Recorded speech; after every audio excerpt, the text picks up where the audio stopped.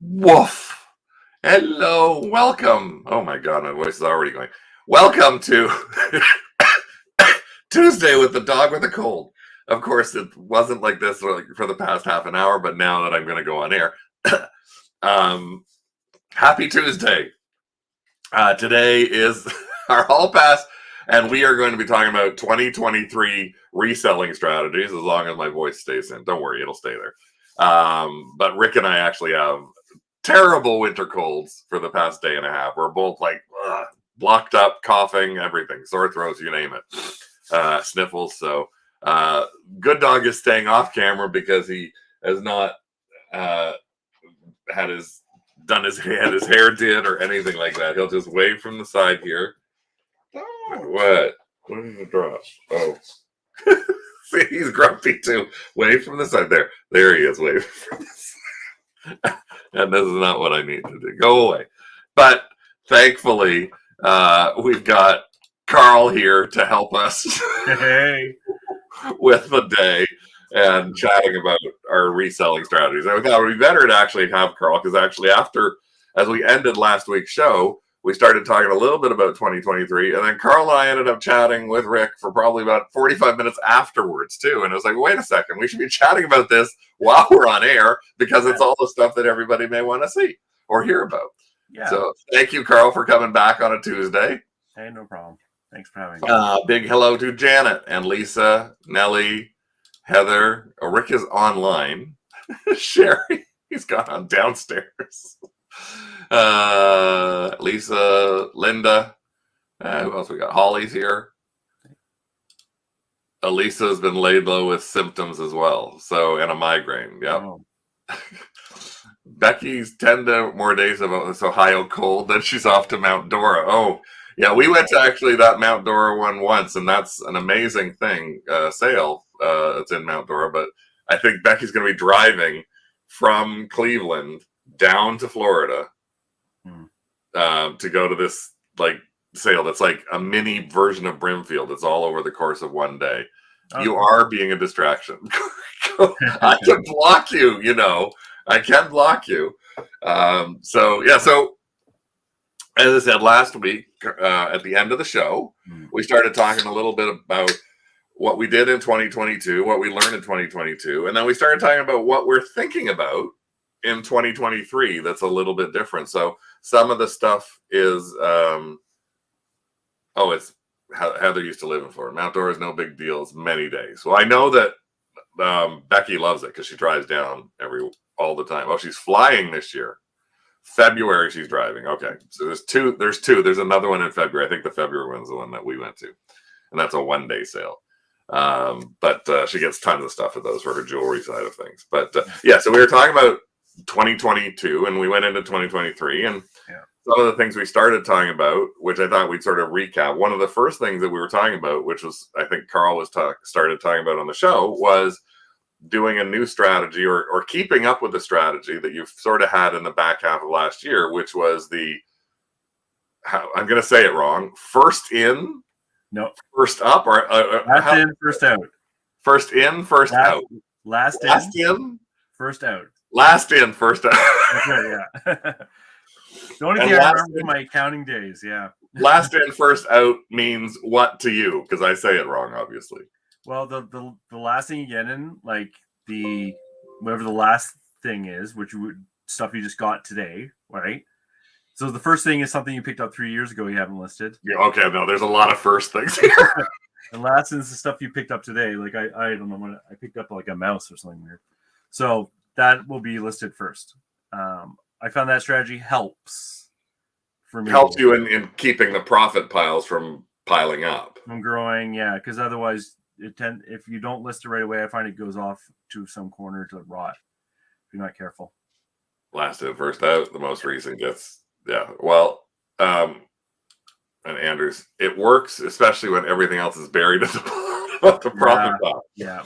And I will say, though, that I actually took it, and actually, Lisa's saying she's been taking Carl's advice, and she talked about it, and sales have increased because of it. Oh, cool. Very good. I will say that last week, if you saw our post in craft, I did find when I was out for I was not allowed to shop, right? So I wasn't, so thrifting is like, at the end of the day, and I said this to lots of people before, especially with me, thrifting is a therapy. Like it's like other people, it's a compulsion, but it's and there's a FOMO, there's this fear of missing out 100%, yeah, constantly. Yeah. Even though you're only looking at 6 stores or 10 stores or one store, whatever it is going to be, you're only in that one area. But and like 10 minutes before you, somebody could have grabbed something amazing. 10 minutes after you leave, something great can come out. The day you're not there, it can be everything can be dumped, and it's hard to try and like go against that. Like that's one I try and push to the back. It's like the fear of missing out is like, fine, if I missed out because I didn't go. I hate it when I miss out and I go in there and someone has a cart in front of me. Oh God, yeah. And it's like everything you would have picked up is in that cart. Yeah, like last week on this little trip, a guy literally walked down an aisle in front of me and picked up 3 Pyrex bowls. Yeah. And I had gone to the toy section first and then came back around. Yeah. If I'd done the other way around the store, I could have picked up those Pyrex bowls. So that's the little bit of FOMO that it's more like fear of, God damn it. I don't know what the acronym would be for it. It's just. Yeah, but it's always the direction you don't go is the one you feel you should have gone, right? But I try and push that one away. But I do know that thrifting for me is a therapy. It's therapeutic. It's something I like doing. I need to do. I'm trying to adjust how I do it. And one of the things that I'm trying to adjust how I do it, and we'll talk a little bit about that, is how we do things. And this first in, last in, first out, or first in the house that comes in with me gets whatever terminology works. Words you want to, I'm going to FIFO it. And so I did go out because I like walking around the store, and I made very big, broad goals that if I looked, I'm not going to find anything. I actually went to a value village that is so overpriced that I literally go in there and get mad because it's like those here. Yeah. And when I've asked about their prices, they always give me this bull about, well, everything comes from corporate.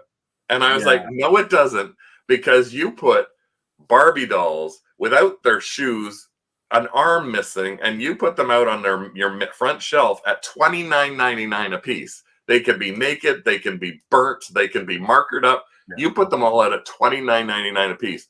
No other Value Village store in the entire Toronto vicinity does that. Well, we get them from head office. You don't. Like, so I can't fight really much with the people. I gave up on that. Yeah. But we have this here in Ottawa too. There's one store that overprices. I think they might have increased their prices this month a little bit. It's hard for me to tell. I picked up something for $3.49 though today. I've never seen that price ever. It's always like $99.99. Yeah, it's kind of weird. But yeah, that's also when I go thrifting, it gives me energy to do more listing. If I'm just looking at my old stuff, I have a lot less energy than if I have like something easy and new and gets the engine going. So yeah, I've never been a person who could just say I'm going to stop sourcing. But what I have done is be more fussy in what I'm sourcing. And I've tried 2 ways. One is I have a 10-minute limit or a 15-minute limit in the store. Right. And that actually works for me.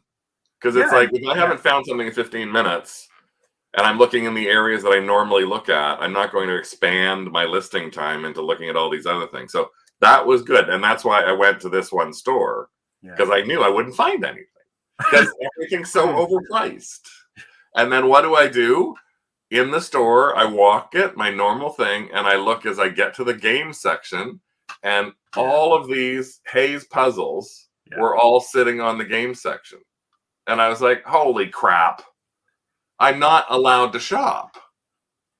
Well, so are you going to leave $50 just sitting there on the shelf? Well, that's just it. So I actually texted Rick, and I looked at the puzzles, and the nice thing about the puzzles was this is a puzzle that some people in the craft group said they'd never heard of before. They're basically triangle puzzles by a company in Germany called Hay. You can see the Heye. There are all sorts of different kinds. This thing is, this one you see up here, this 1500 one here, has a cardboard cover. That's newer. The older hay puzzles all have these black plastic lids on them. Oh, that's a good tip. So if you saw something that's newer, it's probably a a re-release of another puzzle. Right. But I thought, you know what? I got to take a look at a couple of them because some puzzles are okay.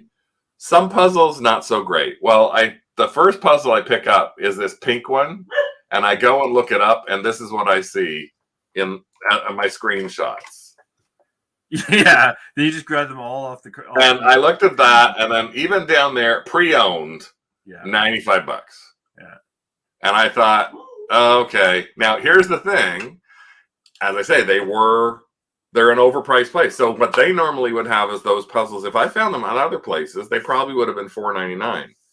They had them priced at $6.99 for the 750 piece puzzles and $10, $9.99 for the other puzzles, like the 1,500 piece puzzles.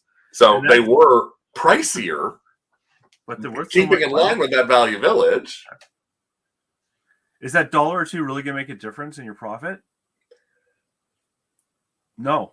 No, but it's still. And when they have higher prices, what's the good thing? There's less competition because they're all like, I don't want to go there.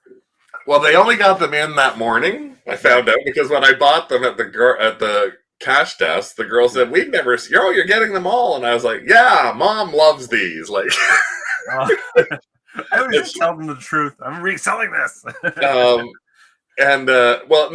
again, it's also making sure that with Rick, because it's like I'm walking out and putting $75 out. Yeah.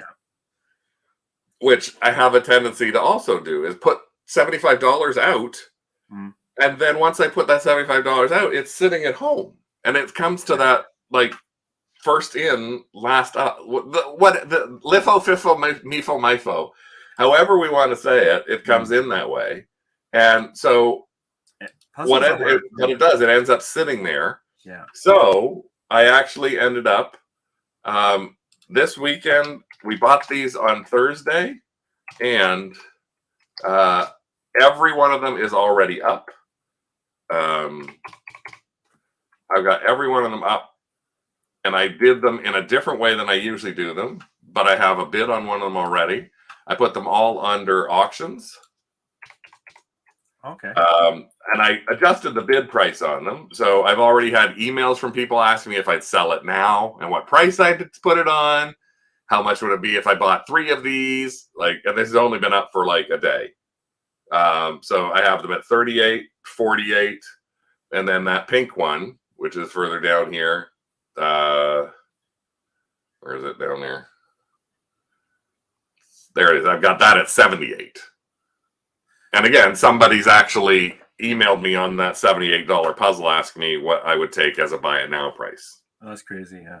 So I've already got a bid on one that's like $50. So I'm going to make the money for all of the puzzles back at the one time. But I literally looked at it and said, if I buy these, I'm breaking my rule, but I am going to do Carl's rule, and I'm going to bring it. And I'm going to make sure that within 48 hours, this has got listed. So it can't. And again, it's also not something small either. It's not like you could bury something like this little thing that I found that I bought like 3 weeks ago and just sort of got buried underneath something.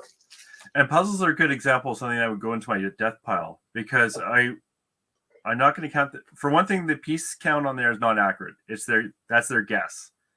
So never use the count on the thing as like, I can count the pieces, because it doesn't help you at all. No, but you know what was great about this? The woman who obviously they all came in from one person. Yes, obviously. yeah. And inside the bags were notes, complete. See, that's great. Thank you. 2 of them had notes that said, after I saw 2 completes, I just said, fine. 2 of them had notes inside that said, missing 1 piece above the green bell on the right-hand edge. Oh my God! So I could even put that in the description, and that was written in French, so I had to use Google Translate to figure out what's her note say, and it was like all this detail about. So 2 of those have been there, but we sold a bunch of these hay ones at the beginning of the pandemic. And like the example you're giving is a great one for why LIFO works, is because, like I said, in the past when I first started, I bought a puzzle, vintage Ravenberger. And that sat on my shelf because I didn't know what to do with it. Well, you know what I eventually did was just say selling as is, don't know if it's complete. And I got $150 for that puzzle, even though I said it wasn't complete. And that's how I would treat it now. But the temptation with that stuff, especially as you know, is to put it to the side. Oh, I'll deal with this later. I'll deal with this later. And also kind of makes you think about buying something if you know you actually have to list it. Yeah, I think that's true too. It's like knowing that I was going to have to list these, and I was not buying one. Yeah. But I knew that okay, it's 6 pictures, front, back, top, bottom, bag of stuff. Like that's all I have to do with it. It's not. There's nothing about the description of the like everyone. I literally did it as a copy and paste. So I built a draft and copied it, and then just changed the puzzle name, number in the puzzle, and then if there was a point about the boxes, I put boxes are in very good shape. Obviously, lots of wear. Like Elisa's saying during the pandemic, she sold hell out of puzzles. Yeah, Lisa bought hers at a rummage sale. Finally, listed it before Christmas. And she just did a big auction. She just bought a bunch of stuff from a big auction, but she's using the same thing. Listed a bunch of stuff that she just got on the weekend. So, yeah, and auction stuff is a good point because sometimes I'll get a big lot of stuff. And then now, before it comes to the basement where I work, I make sure it goes back out again. Either it's getting donated or it's worth listing rather than bringing it to the basement. Because the second, like, you get a whole bunch of stuff and you don't know the value of it, that can also rot. So, but Lisa has a hay puzzle that's sealed, and she wanted to donate it, but just saw it on Craft this week. It's like, yay, okay, so good, yeah. And the thing is, I've actually priced these low too. Like I priced these, and this is a strategy. I guess this is one of my strategies for 2023, and it's not one that I think everybody's going to adhere to, but it's one that I'm deciding that I want to adhere to, which is I want to see how much faster I can flip something. And as opposed to just being there and saying, well, I've got this and I'm going to wait and I'm going to try and ask the most that I possibly can for it or something, if that's like, or a really high price for it or even an average price for it. I'm taking a look at something and seeing what it is that other people are asking or selling something for. And here is my example. This is from the week prior. I actually found this guy. It is a Green Arrow. It's a Green Arrow figure from the DC Multiverse. Now, when I did the sort on him, I found that he can sell anywhere from $35 to $55 to $60. So what I did was I bought him for $7.99 less a $2 coupon, so $6. And I went, I'm going to actually proactively price this low, $15 lower than the other people that if anybody's searching for Green Arrow, and there's a bunch of different kinds of this Green Arrow guy, but this hooded one is the one that actually goes for the $60. The other ones go for like 10 or 20. So I purposely went in and said, I'm going to flip this and I'm going to put the price low compared to everybody else. I put the free shipping in there. So it was literally in their title. I've got right on the title there, free shipping. Yeah. And less than 24 hours was gone. And that gives you enthusiasm too to list a bit when you start actually selling stuff. Yeah. And all I'm going to have potentially lost out is maybe $10 or $12 if I was waiting. So that's the other way I'm trying to look at it is it's not that I lost out on $12. It's I made $40 pretty quick on this. Yeah. I don't have it sitting around anymore. It's like a pictures and up and it's gone. Now I know that can be controversial because I think with some things we have a tendency to go like listed high and let it fly, whatever the words are again, with the acronyms. What do you do in that case? Have you looked at that kind of thing? Yeah, so that's like the debate that happens forever is the turnover rate versus the net on the item, right? So you picked in that case to have a slightly lower net and have a higher turnover rate. And, I probably go too high on the waiting for the high price, especially considering I kind of list it and forget it. And that's probably actually something I should be working on in 2023. being a little more realistic, because I usually go for top prices, right? Well, that's what I was thinking, because we've had Yeah. a little bit, and you talk about you're going to put it up here. I do, and I should probably rethink that a little bit, to be honest. It depends. Like, I never gonna go, like, if it's sold for 60 normally, I might go, I'll try it at $54.99. If 60 was the top, I'll do $54.99, and I account for the shipping in that to make it the same, you know. So really, I should be maybe coming down a little bit more and just be happy with the quick flip, because when I sell stuff, it makes me want to list stuff.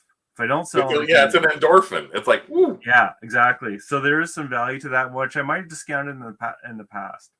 You know, what's interesting is that I don't know how many years you've been doing this. I think it's my third or fourth year, maybe fourth. And I find as you go along, you kind of like level up in terms of what you do, you know. And I think I'm ready to decide what I want to do. Do I level up and go harder, or do I want to be one of these people who kind of like, you see the stores and they're always at the same amount and they've been doing it forever because you can see their feedback, and they only have like 50 items up, you know, they've just been doing that, or do you go higher? And it's like, I think I'm ready to level up, because, you know, in the beginning when you just buy everything, right, and you're happy with $10 profit, Yeah. then I think I've overshot it now. I want too high of a profit, so maybe I should be looking at the turnover rate, because I'm not the best. So maybe that's something for me in 2023. Lisa was saying before she has a hay puzzle, but it's a very common picture. And Elisa said, how is it common?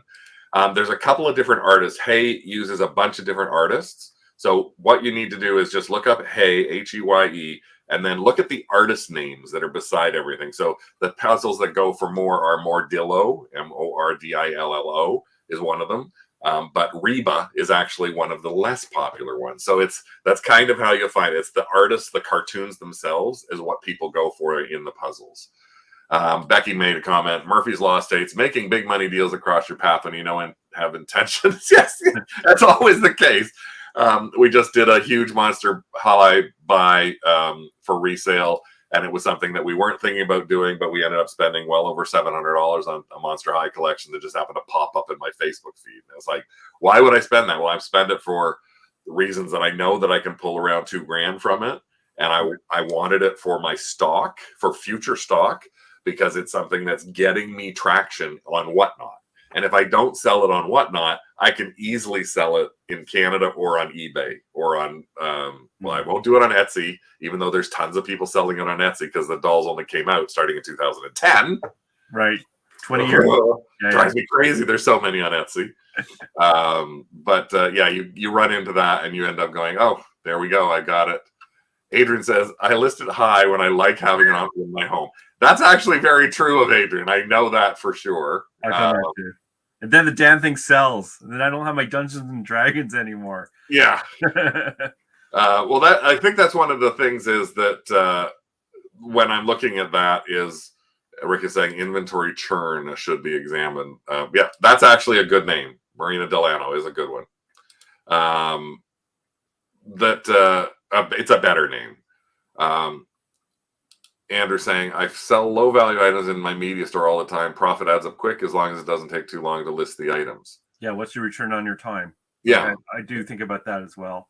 That we've been thinking about for a long time. But this one strategy, my 2023 strategy, and I did it with this Green Lantern, and I'm doing it with the hay puzzles, is if they don't sell, I'm still using the strategy that I used to do of trying auctions first to see where they go, because it works good for us. We put about 30 to 40% of our items straight up as auctions. If they don't sell, we flip them into a fixed price. So if these don't sell at that reduced price, that will make me quick 30, like I'm still looking at making 30, 40, 50, $60 on those puzzles.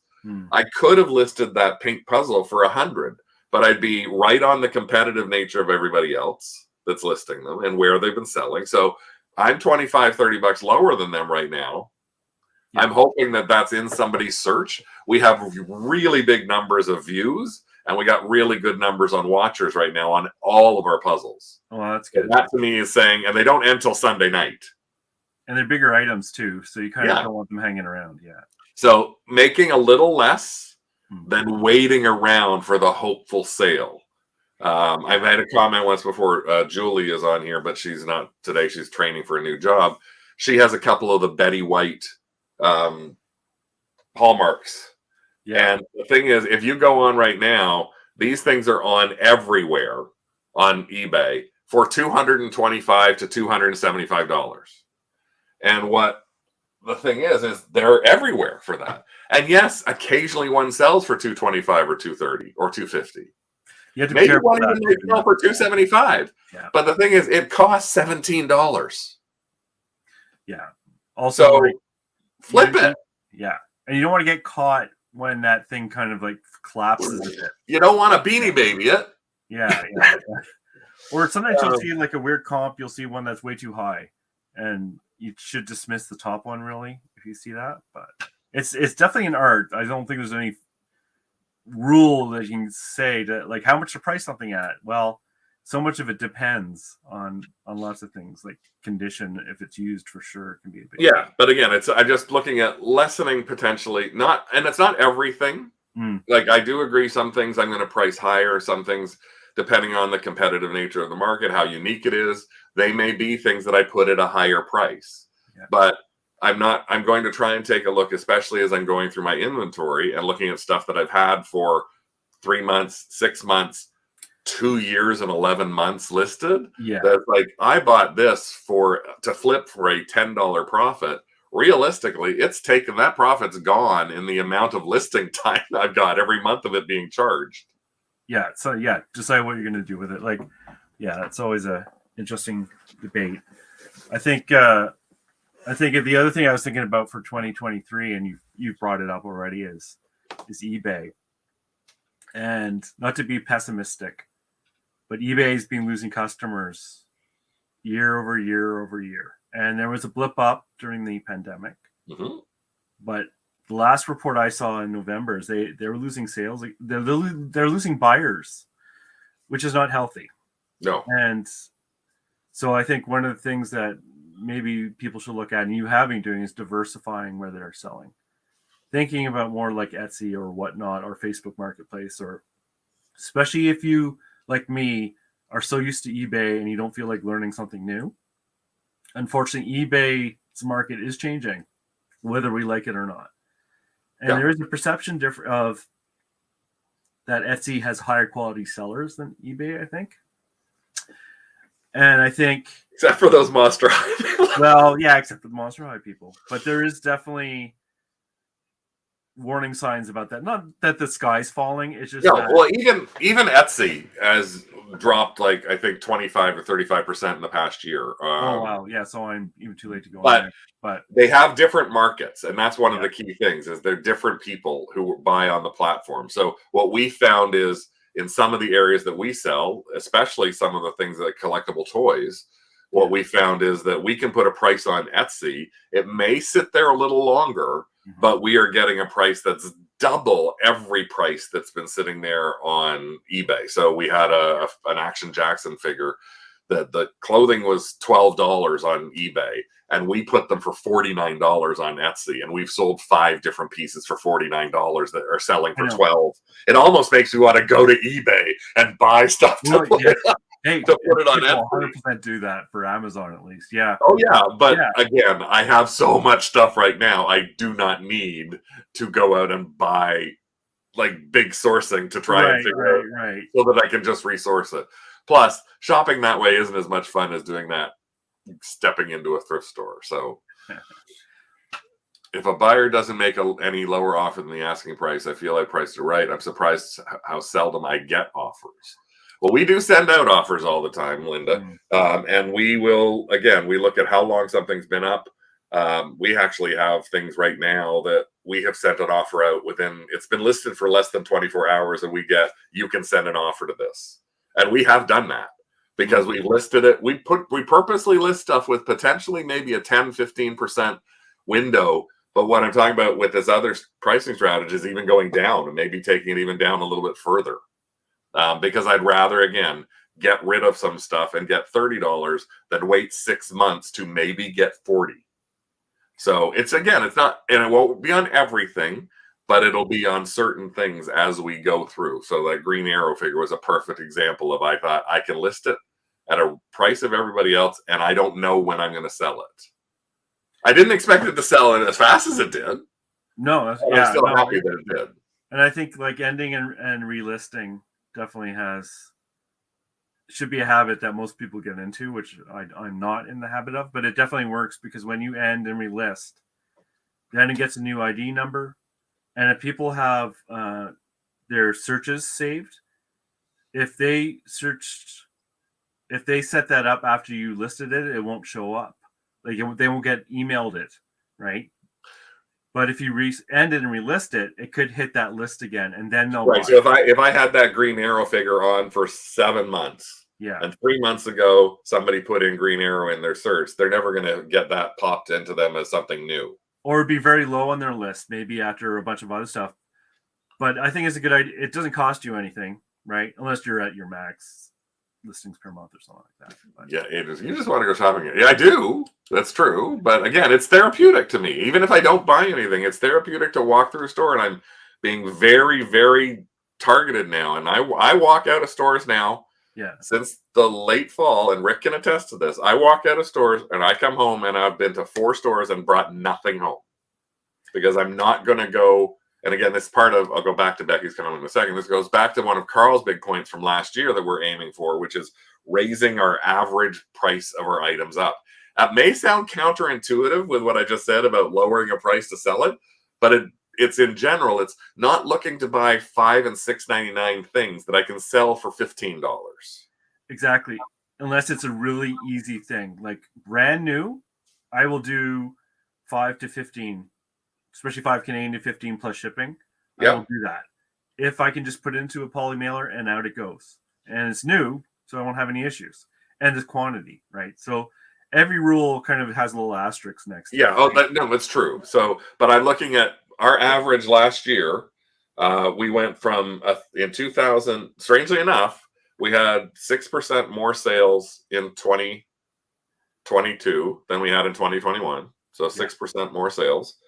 And our average sale price, though, went up from $36 to $42. So we had more sales and an average sale price of $42. Now, again, that's not saying I won't sell $20 items or $10 items. As I say all the time, if I can buy baggy wall stuff and I can get 150 pairs of laces that we've already sold 2 sets of laces, I think, and paid for all the bags, and I still have 148 pairs of laces left.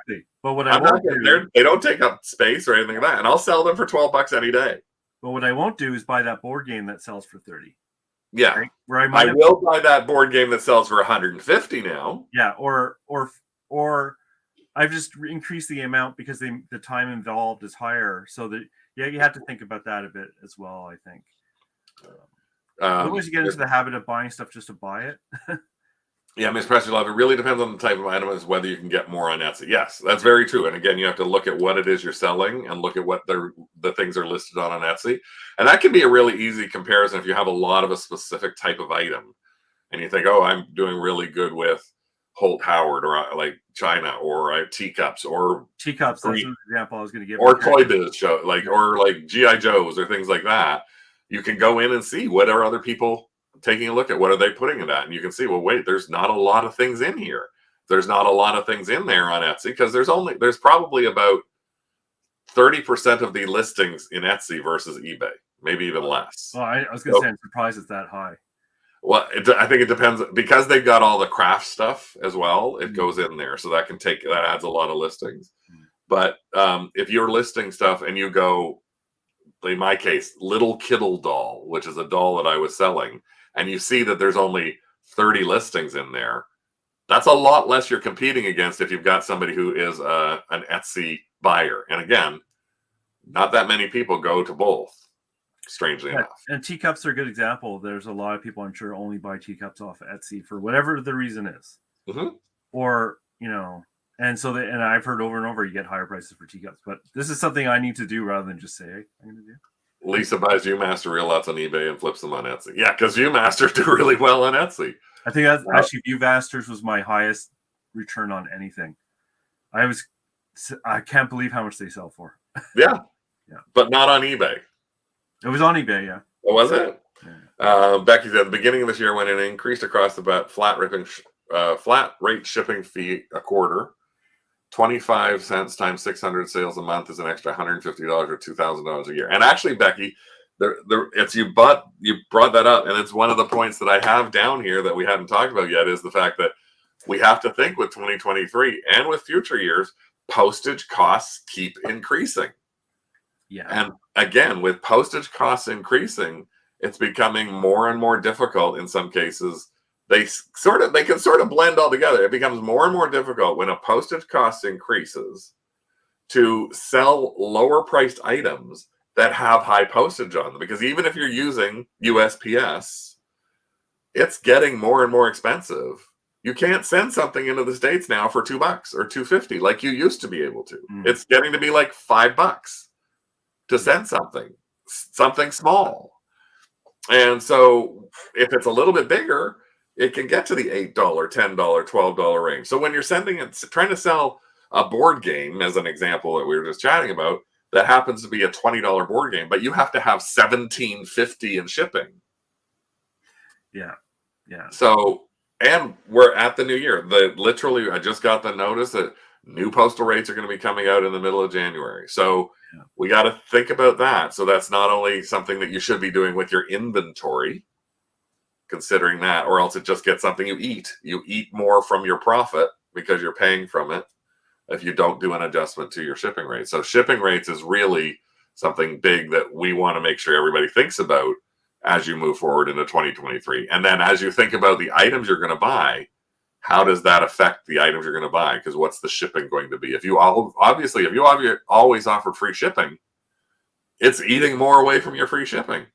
Yeah, no one's going to pay $30 shipping on a $10 item. But yeah, years ago I switched to flat, which isn't perfect, but it speeds things up a lot for me.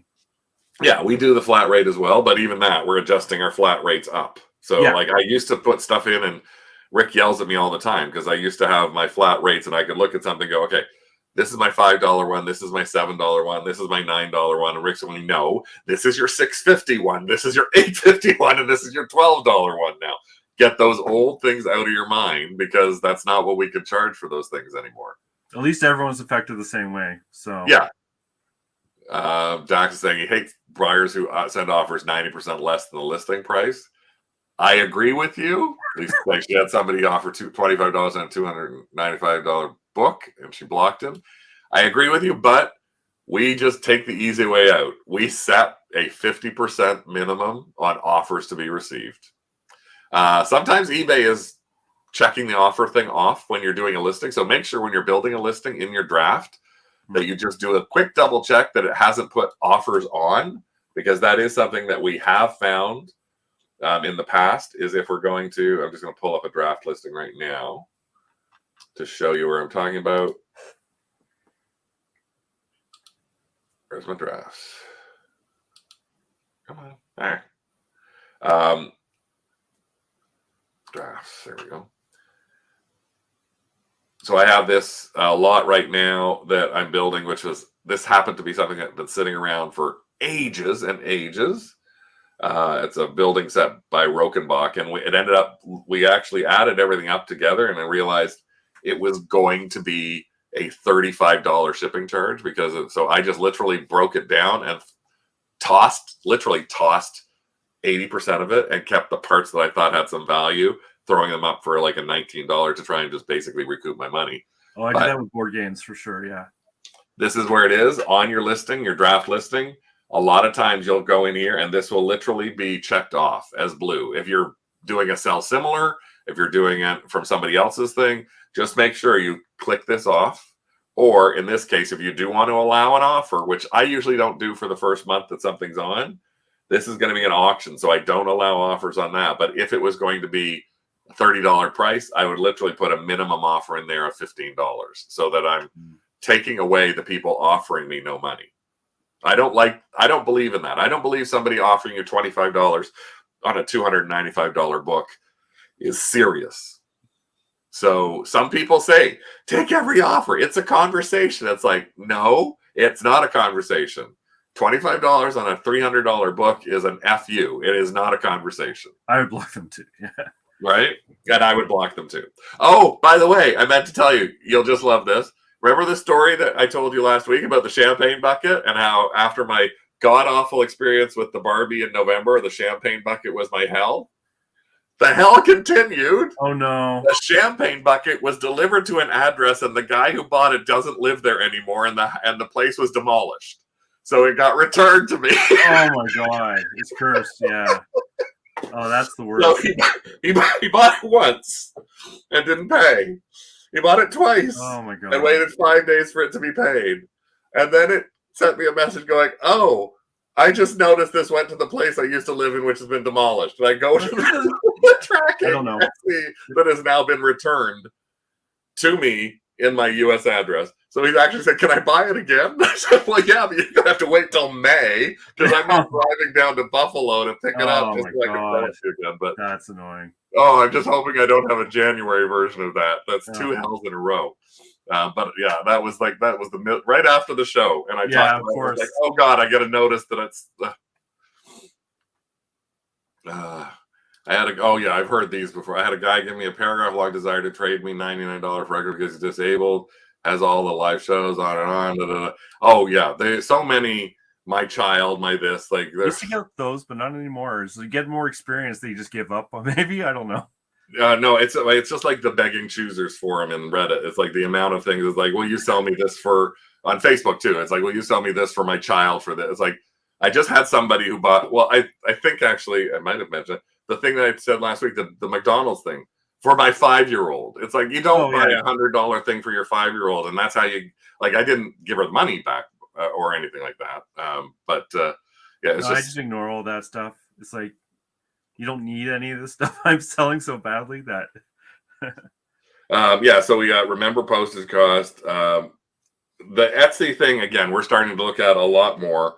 Raising the average selling price that we were chatting about a little bit was just saying, well, try and find a few more of those things that you can flip for higher prices. So take a look at your underperformance. You can go down, it'll show you what your average price is with shipping and all the fees in there. And you can go onto eBay and find out that, or if you do it on Etsy, you can do a little report and be able to say, well, everything I sell, I sell $100 thing, but if you only sell one $100 thing in a year and everything else you sell is $9, your average sale price might be $12. So when we have right now a $42 average sale price, that means we're selling the bad math. 50% of the stuff is going to be like $100. 50% of the stuff is going to be $5, like to get to that $42 area. Yeah, like some postcard people, they're shoving that stuff out. Yeah. So the average selling price doesn't make a big difference because there's turnover so quick. But yeah, I'm lazy. I want to be paid. Are you just donating old inventory? You're sticking it on auction before you donate it to see if it will sell? No, I'm actually donating it, or I'm redoing something. And actually, next week's show, because I'm doing inventory right now, I'm literally the next week's show is going to be an inventory box or two. And I'm literally going to take the boxes from my inventory, bring them up here, show you guys what is in my inventory, look at it, show you where it is, when I can find it, what I'm doing with it, like whether because right now we're finding stuff in boxes that it never got listed. How it never got listed, but it's in an inventory box. Yeah, I think that's an eBay bug for that. I've seen enough with my own stuff. Like I definitely listed this thing, and now it's gone. I don't know how to. I don't know if it's an eBay bug or if it's I just got to tuck this away bug, or I'm carrying it down the stairs and I don't want Rick to see this bug. I don't know what. No, for me, it's definitely a bug. Yeah, because I'm very strict on my inventory control. Well, no, the challenge is though we have a program called InkFrog, and InkFrog actually is a separate program. We pay $150 or so a year for it. But it actually keeps a record of every single thing you've done on eBay. And so much so that if you have an item that has been up for auction and down and you've relisted, it will have all 9 things every time you posted this for eBay. Every time, and everything will have a quantity of 1, 1, 1, 1, 1 until it sells at 0. So if it was an eBay thing, when I'm going through it, and I'll show you guys next week, I use InkFrog. So I'm looking at InkFrog. It's not in our InkFrog. It's not on our eBay. It's not anywhere. And we're both looking at this going, we don't know how it got there. So we're looking at that sort of stuff. We're looking at stuff that's been looking at how long something's been up. So that's all part of the inventory process. The January process probably will take us till mid-February because we have so much stuff. But I probably donated 20% of the stuff that's in my first 4 or 5 inventory boxes already. Oh yeah, I donate a ton, or I give it to someone else who will sell it. I've done that with some stuff that it's good for them and what they're selling, and that. But yeah, if it's not valuable enough for me, I just want to get rid of it at the house, because then it gets piled up in areas and takes room up and takes mental energy away and all that stuff. Yeah, yes, there is fright to that to some degree. We have a lot. We really wouldn't have to source again for a year. And we said that before the pandemic, and we've gotten rid of a lot of stuff that we had. I mean, we sold well over probably 1,500 plus items over the past year, but we probably bought 1,500 items or 1,600 items. Like we probably, including our max sold, we've sold probably well over 2,000 to 3,000 items a year. Wow. Yeah. So, but again, then you go to an auction and you buy 85 items at an auction. You go to an estate sale and you buy 2 tubs worth of stuff. You buy 9 hay puzzles, or so it's becomes one of those things that. Yeah. And for me, it's like this year I want to be more cognizant where I'm actually finding good stuff, because I'm going back to work because my time is up, and so I'm gonna have less time to source. But I was finding with thrift stores, for me, I couldn't really find enough consistently that way to make it worth my time in a way. It was worth my time, don't get me wrong. It's just that there must be better ways to source that I haven't looked at. Like, for example, auctions. You can put up automatic word returns. Like if this word comes up, then it emails you saying this auction has that. I haven't done that stuff. That takes no work. It takes no time, and I haven't even done that. Or thinking about how I tick, and I like antiques and I like old stuff, but what I really like also is new and box stuff that I can quickly get list and get up. I don't mind that. But I haven't been looking for sources for that kind of stuff that isn't at a thrift store, right? Because there are auctions that do kind of like store closings or whatever reason, not Amazon returns. I'm not talking about that, but that sort of thing. I should be pursuing that more, and I'm not. So I'm going to try and think about where I'm sourcing from, because what I don't like is, I just won't have time to do it. So I won't have much of a choice, right? So I'll be thinking about that a lot more this year as well. I think one of the things that we're also doing this year is I'm trying to do it a little bit, sort of already. I've talked about it, but it's a sell before you buy sort of strategy. Mm-hmm. And that is to try and give myself, I'm allowed to go to a thrift store and look, but not necessarily purchase. But one of the things that I found in talking to a number of people about how to help them on getting rid of stuff individually is there's something about going and almost feeling like you have to come back with something, but then they don't list anything and they haven't had any sales in 2 weeks. So what my goal with them has been saying, and I'm holding myself to a little bit as well, is you need to be able to sell an item or 2 or 5 or 10 before you can bring an item or 2 or 5 or 10 in. It doesn't necessarily, you can do it in a couple of different ways. You can do it in a dollar amount. Like you need to sell $100 worth of stuff before you can go and spend $40 on more stuff. Yeah, that's important, is to know how you tick. Because we're all like, that would never work for me, that method, because I would just break it. I would automatically do it. It's like when people say I'm gonna list 10 things a week and do this and that and that. I can write all that down on a piece of paper. I'm never gonna do it. That doesn't work for me. But my hope in it, and more so with people who are struggling with sales and buying, is like loading up on inventory without selling anything, without listing anything, and like things like that. So I'm going to use Julie. I'm going to use Julie as an example because she'll be okay with it. At one point, she was struggling and she had like 3 or 4 weeks where she didn't have sales. So I literally said to her, "You have 2 Betty White ornaments that you are holding off to get $300 a piece for, that you could sell for $175, and they would literally go within a minute.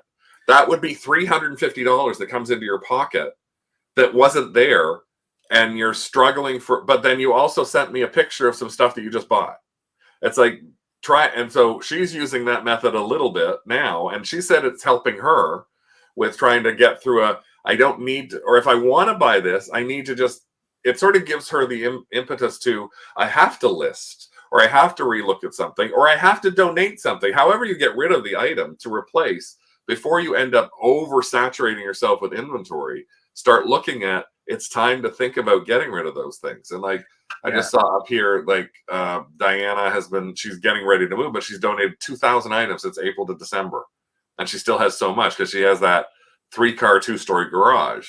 Elise is saying she's been redonating stuff she doesn't want to sell. It takes up space and makes you unhappy. Again, that's part of the challenge too, is if you're looking at a bunch of stuff, you can be so overwhelmed. And we joke a little bit about the hoarder mentality, but there is a hoarder mentality to those of us who are thrifters because we think we can get money for it. And if you watch those shows, 1 out of every 3 is somebody saying, but I can sell this, but I can sell this. And it's like, but honey, you've had those 5 rusted out school buses in your backyard for 20 years. You gotta get rid of them. So 90% of us have that problem, right? It's a lot more fun to buy something than list it. Somehow, though, we ship everything out on time. Yeah. So what I find interesting is some things we're really disciplined at when there's an external source of pressure to do something that we actually respect. So I try to think of that sort of thing when it comes to my listing or answering questions, is like, what makes me want to actually do stuff? Because like I said, for shipping, no, I don't have to be forced to do it. Well, no, and that's kind of what I'm saying is hopefully to make you want to do stuff is to go, if I can just sell $50 worth of stuff, I can go thrifting. Now, again, it may not work but if you don't even try it, or you don't try, if I can donate 10 pieces of clothing that are here, I can go look for some more clothing that might sell because these pieces have been sitting on my store or on my floor for 2 years now. So it's like, let me get rid of them. It takes some of that off you, that space that you're looking at going, oh my God, even right now, our dining room, Rick is so happy with the way our dining room looks now since we went through it at pre-Christmas, because we've made a promise that the dining room table is going to be a dining room table. And so he walks by that room now and he doesn't feel, oh my God, Craig has dumped a whole bunch of shit here again. And yeah, my thing was stairs to the basement. I got into the habit of starting to put things off the stairs. And then finally it's like, this is horrible. Someone's going to trip. I'm going to take this all away. And my wife was so happy. But I've done this. I looked at that table now and go, ooh, I look at it all the time. And I'm constantly saying, Rick, praise me. Praise me, damn it. Like, look at what I've done. Praise me. Jack says he goes on to Max sold and buys $1 lots and have sold lots for great profits. So that's it. Yeah. So I don't think you really bought from Max Sold, have you, Carl, in Ottawa? Oh God, I do all the time. Oh, do you? Okay. My best buys have been off Max. Oh, okay. Heather has several local auction houses that she goes to all the time. Yep. She sends me pictures of Barbies at them all the time and says, what do you think of this? And I go, stay away. Tina's been working through her closed desk pile, making great progress.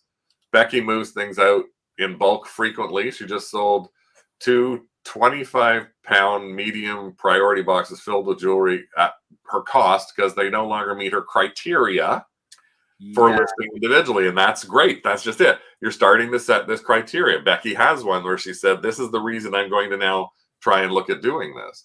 That's a good point. Like when I'm not listing something sometimes what I'll do is go and say to myself, why am I not listing this?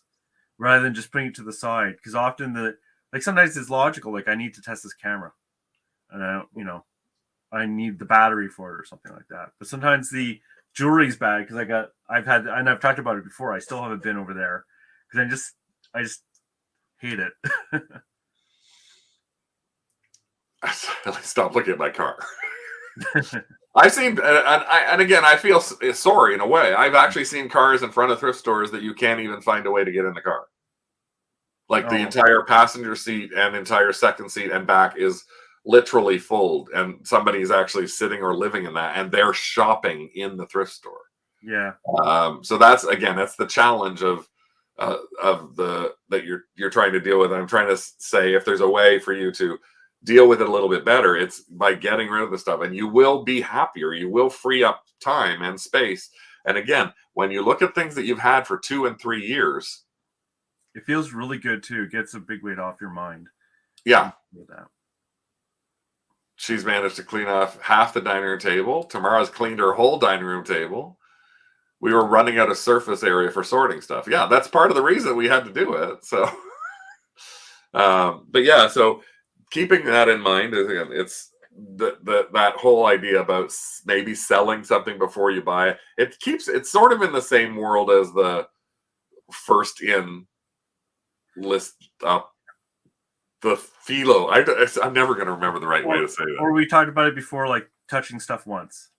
Yeah, that's another good one we're trying to do a lot more of, which is when you're moving something, it's like it's moving to this, not this box, so that can be a box. We're finding now that we're opening and going, oh my God, it's like we've had a magical thrift arrive. And it's like, oh yeah, I have those too. But what I do is if I'm not going to list it right away, there should be a reason I'm putting it to the side. One is I'm scared because it's worth a lot of money, and I have a few of those, and I haven't found a solution to that for me. Or I'm lotting it up. Or one of the worst things is I can't find any comps on it. And what I used to do is if I can't find comps, I used to hold on to it until I can find comps. So now it gets donated unless it's talking to me, like saying this is not a normal thing. But before I used to not want to get rid of it until I knew it was worthless. But now I'm much more willing to let it go. Well, we have started in craft. We're starting a post that's every Saturday. And this post every Saturday is the Help Crafters I'm Stuck post. And so what we really would love anybody here who's on the craft group to take a look at is seeing if you can give people information. Our first post was this week. We only had 2 people actually post something in there. I was one of them. And it's like, if there's something that you can't figure out, if you don't know what it is, if you can't figure out, as I've said up in here in the listing, it could be stuck on a listing, don't know what to call it, how to describe it, keywords, where to sell it, anything along those lines. Think about that. I mean, Carl, maybe there's one of those things you go, it's like, I think this is valuable, but I just don't know. Because we do have a couple of thousand people who may be able to say, well, you know what? There's a Facebook group for this that you hadn't even thought about doing, like Rick with his Oiva Toika thing. Like, and some people like Rick also like digging in to try and see if there's things they can figure out. I know I do a lot of times when I see people post hey, what do I think of this? I always go, yep, I want to dig. I want to find out why they couldn't find anything on that. Why maybe I can help them by finding stuff. So that's going to be a Saturday post, regular Saturdays, every Saturday for at least the next 8 weeks until we see if nobody uses it. It'll show up and it'll say our new weekly post. It'll be a Help Crafters I'm Stuck post. That's great. Yeah. Yeah, Heather had one. She tell me, is that Snow White? It is Snow White, but I just don't know if the Snow White does not have Walt Disney markings on it. She just did a post in craft about a Snow White that she got. It still may be listable, but yeah. So I mean, we've got things like stick with what works. If what's working for you works, like we're sticking with our auctions, we're sticking with our as our starting things. First in or last in, first out. Yeah. Go towards your joy as well. I think that go to what gives you energy as well. Because focus. Try to keep focusing on the positive on it, and that again, if you find something in a thrift store that goes to the first in, like list last in, first out. If you find something in a thrift store like the hay puzzles. Now what I used to be excited about it and throw it in a box and move it to a part of the house that I never got to do anything with it. Now it gets you excited because now I found it and I'm listing it. It feels so much better. Yeah. Well, no, like that green arrow figure. I was so thrilled that it sold in like 24 hours. Yeah. Because it made me feel better about buying because I was like able to flip it. And it gave you more energy than waiting 4 months and selling it for an extra $10. Yeah. And that's the other thing is take a look at your items and see. We'll talk more about this when we're doing inventory next week again. Is what's been sitting there for how long? What was your cost into it? And is it taking up space that you really wish you had? That it's not going to, if it didn't sell in 2.5 years, what's going to make it sell now? Strangely enough, a couple of things that we've actually found in our inventory that have been up for well over a year or 2 years. We ended the listings. We sold similar. And we sold those items. So things that have been sitting for 2 years in our inventory. But we did make a decision when we looked at it to go, is this staying up or is this going away? Yeah. And we personally have 3 boxes for our going away.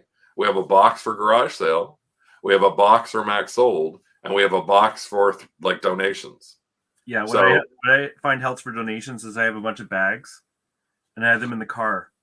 So if I'm going to donate at Value Village, I don't have to think about, what I'm going to grab from my car. I already had the bags pre-made. That helps me a lot. Otherwise, you kind of like put things off to donate and then it never gets donated because I'm too lazy to actually put it back. Or I want to give a bit of a donation, so I get a coupon each time. So one thing I found this year that actually helped was just making baggies of acceptable amounts of donations. So. Yeah. No, we're doing the same. Like I keep those boxes and I keep filling a box up, moving it into I'm like you, it's moved into the car. Yeah. And it moves into the car today. I'm not going to a thrift store because we have colds. I'm not going out right now, probably till the end of this week. Yeah. And I have to mail something, but I'll mail it. If I do go to a thrift store, I now have the box there to donate. And I'm already starting my next box.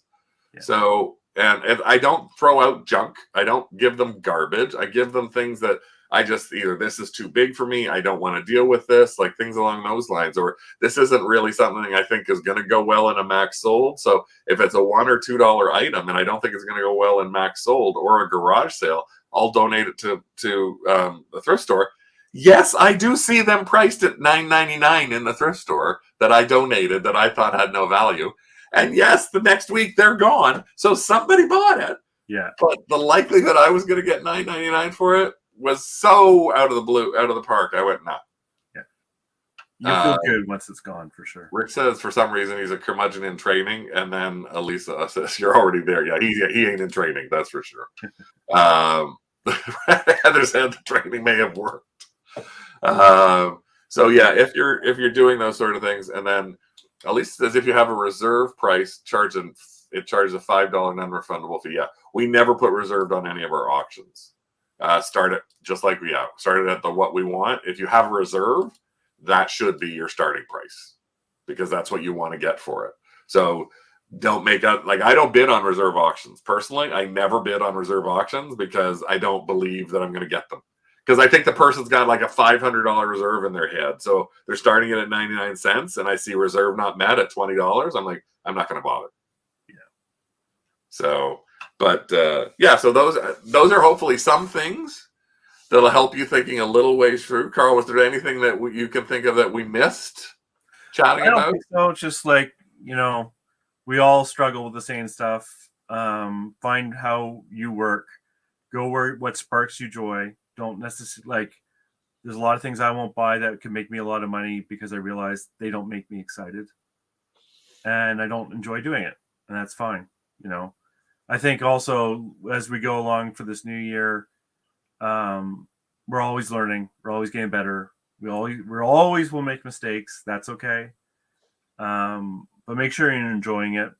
Don't become one of the bitter resellers. You can avoid it.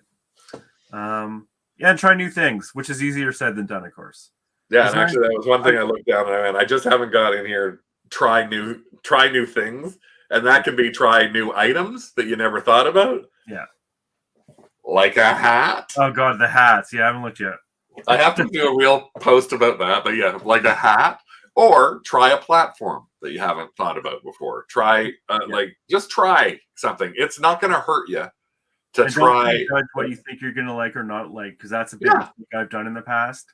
I would never have thought in 1,000 years that I would love reselling. If you asked me 10 years ago, there's no way. I don't want to do that. But I tried it, and then I was surprised. So sometimes you have to try it to know. And if you don't like it, that's okay. Well, I mean, I'll give you a perfect example. Lisa Boland was Etsy, 100% Etsy for the first couple of years that we knew her. And she now lists on eBay. And she does different things on both platforms, but she does list on eBay now, and she has a few items on eBay. It may not mean that if you're an eBayer, you're going to all of a sudden have 700 eBay items. You're going to have 700 Etsy items. But it may mean that you're going to have 700 eBay items, and like us, you're going to maybe have 60, 70, 80 Etsy items. But if those 60, 70, or 80 items have a better sell-through, or for a specific reason why you're on there, we've got some crafting stuff, and we made $200 last year on Etsy with this little stupid craft thing that we bought. And it's like, I've got a whole bunch of knitting patterns. So we're trying something new for us is we're going to actually try and do the digital versions of those patterns to see, because there's people selling digital downloads like crazy on Etsy. Yeah. That's another. So it's trying a little bit of it. So at least up to 104 on eBay. And like 2 years ago, she finally did her first one, and 1,100 on Etsy. Wow. So she's like the reverse of us. Yeah. Cross-posting is dangerous. It doesn't have to mean cross-posting. It can mean put it in one place or another. Or if you can handle cross-posting, think about cross-posting. But yeah, try those things. Try to bring yourself as much joy as we hope these shows bring you on Tuesday nights. Next week, again, we're going to talk specifically. We're going to go through a couple of boxes of our inventory. I'm not going to go through them beforehand. It's just I'm just pulling out like box EP7, and I don't know what's in it. I know it's a box of smalls. It's the size of a shoebox, but it's full. Yeah. How many items are in it? I do not know. And I'll show you how we find the items that are in it, what we'll be surprised at as we go through, and then what we're going to do with those items as we go through them. This is a little box of smalls, but it'll give you an idea, hopefully, on how you might think about, I'm going to take some of that stuff. I may put it on Etsy, and I'll show you how we'll do that as well. So trying those extra little things may help you get a better 2023. So remember, get your inventory done, and remember about those pricing changes for postage so that you don't end up losing money left, right, and center. The one thing I will say is Elisa said, I think, that she put her poster up. She already put her hey up. Just make sure you've got the right shipping on it. Either if you're using calculated, that's fine, but otherwise make sure your flat shipping is covering the size of the poster. Because you don't want to big boxes can lose all your money. So, okay. Thank you so much, Carl, for coming on and chatting some more about 2023. We'll see you at the beginning of February with what sold in January for you. Good luck with starting your new new full-time position back again, even though you probably don't want to do that and wish you were doing this for the rest of your life. But unfortunately, you got pensions. And responsibilities that you must have to do. I'm just saying, Andrew just sold replacement battleship things the other day. Diana just sold 2 things she was going to pull from inventory to redonate, so it was a good thing. But yeah, best of luck when you're doing that, and we'll chat with you then about in the beginning of February about that. Thanks everyone for joining us at our All Pass. We will see you again soon.